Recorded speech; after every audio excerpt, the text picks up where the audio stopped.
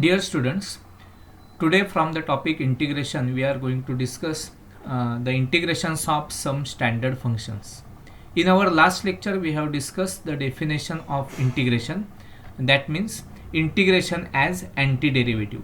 Means if you know the derivative of standard function or any function, then you will get the integration of it. So let us recall the definition of integration. So see the definition. If f and g are two functions such that d by dx of g of x is equal to f of x, means there are two functions f and g and the derivative of g of x with respect to x is equal to f of x. So derivative is known to you. Then the function g is called an antiderivative or a primitive, or you can say an indefinite integral of the function f. Here in this case f of x is called as the derivative of g of x. And what is g of x? G of x is called as antiderivative or a primitive or an indefinite integral of the function f. So how will you write this? So if the derivative of g of x is equal to f of x, then the integration of f of x dx is equal to g of x plus c. We have to add the indefinite constant here. In our last lecture we have discussed about this, but if you know, in short, if you know the derivative of g of x is equal to f of x, then you can say that integration of f of x with respect to x is equal to g of x. So you can read it as integral of f of x with respect to x is g of x. So with respect to this definition, means the integration is antiderivative. Now we will collect all the rules of the integrations for some standard functions. So first of all we will recall the derivative of some standard functions, and then we will find out the integration of that standard function. So let us see. As a standard functions, now we will take the functions one by one. So integration of some standard functions. Now first of all, see this table. Now first function, if suppose if we take logarithmic function, that is log x. Now you know that d by dx of log x, derivative of log x is 1 upon x. Now as per the antiderivative concept, we can say that the integration of 1 upon x will be log x plus constant. So see here, as a standard function we have taken log x. So derivative of log x is 1 upon x. Then you can say that integration of 1 upon x is equal to log x plus constant. Similarly, second example, suppose if we take exponential function a raised to x, then you know that derivative of a raised to x is a raised to x into log a. Now as per the antiderivative concept, the integration of a raised to x dx is equal to a raised to x upon log a plus constant. So actually here we have to take the term for integration is integration of a raised to x into log a dx. See, derivative of a raised to x is a raised to x into log a. So you can say that integration of a raised to x into log a is equal to a raised to x. But log a is constant, so you can transfer to the right hand side. That's why as a standard function we have to take a raised to x. So keep a raised to x only here in the integration, and then you transfer the log a to the right hand side. So in short we get the integration of a raised to x as a raised to x upon log a plus constant. Now third one, exponential function d by dx of e raised to x. Now derivative of e raised to x is, we know that it is e raised to x. Actually it is e raised to x into log e, but log e is 1, so derivative of e raised to x is e raised to x. Hence integration of e raised to x will be e raised to x plus constant. So see this, here there are derivatives of some standard functions, and by using antiderivative we can write integrations. Okay, so logarithmic function and exponential functions are completed. Now fourth one, now trigonometric functions. Now if you have the derivative of sin x as cos x, you know that derivative of sin x is cos x, so integration of cos x will be sin x plus constant, again by antiderivative concept. Next one, we know that derivative of cos x is minus sin x, so we get the integration of sin x. Actually the integration of minus sin x will be cos x. Okay, integration of minus sin x will be cos x, but here we have written integration of sin x, so we have to write it as minus cos x plus constant. We will take minus sign on the right hand side for rule.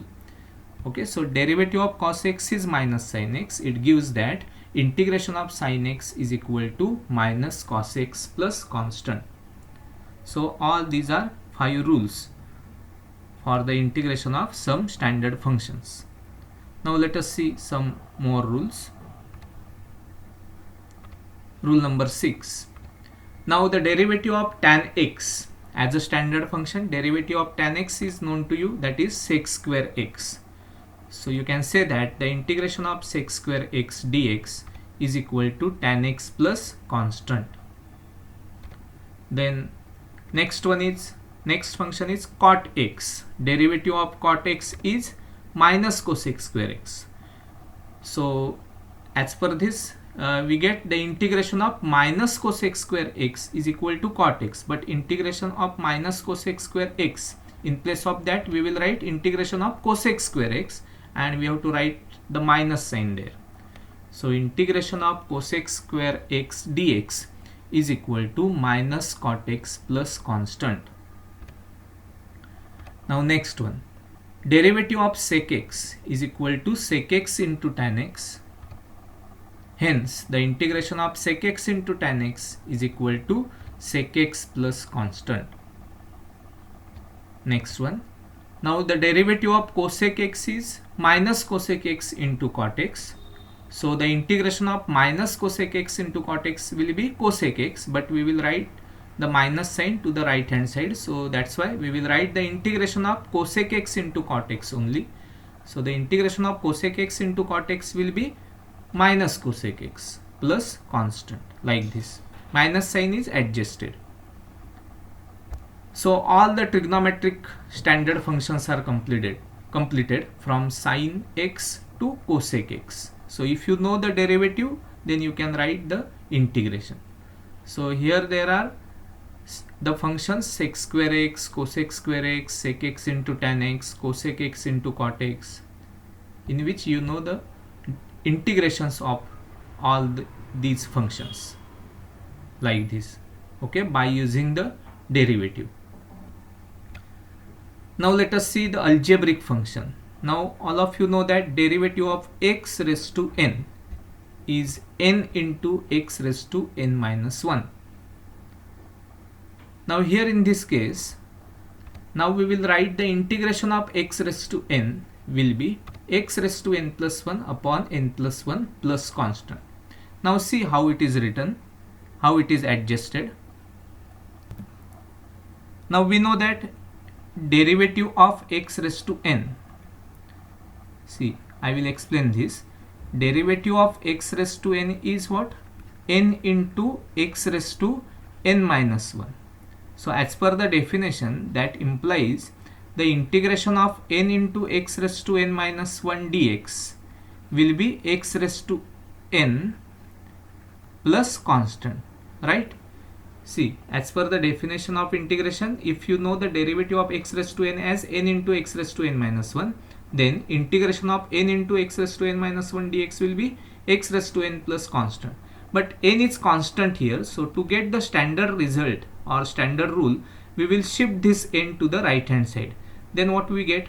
We get integration of x raised to n minus 1 dx is equal to x raised to n divided by n plus constant, like this. But as a standard function, if you think about the integration separately, then as a standard function we have to take the index of x as n here. But as per this derivative, we get the integration of x raised to n minus 1 as x raised to n upon n. So the index is increasing by 1, n minus 1 becomes n. So by this observation, we can write the rule as the integration of x raised to n, means if you have the index n in general, then we have to write the integration as x raised to n plus 1 upon n plus 1, because if there is a index n minus 1, then it becomes n here. So if you have the index n, then it becomes n plus 1. So by using the technique of antiderivative, actually we get this rule. But to make the standard function here, we will use the adjustment like this by observation. So after taking the derivative of x raised to n as n into x raised to n minus 1, you can write the rule, the integration of x raised to n will be x raised to n plus 1 upon n plus 1. Hence, if the derivative of x raised to n is n into x raised to n minus 1, then we get integration of x raised to n will be x raised to n plus 1 upon n plus 1 plus constant.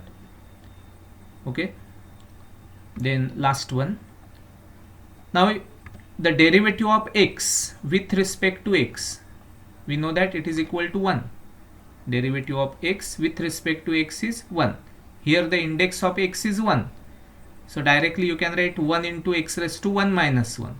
1 into x raised to 1 minus 1 means 1 into x raised to 0. X raised to 0 is 1. So directly you can write d by dx of x is 1. So the integration of 1 will be, with respect to x, will be x plus constant. So all these are standard rules, or you can say the integrations of some standard functions with respect to the derivative, as we know that integration as antiderivative. So you have to remember the rules of the integration separately. With respect to the derivative, we have to use the antiderivative concept, but as a rules of the integration, you have to remember all these rules for some standard functions. Okay, thank you.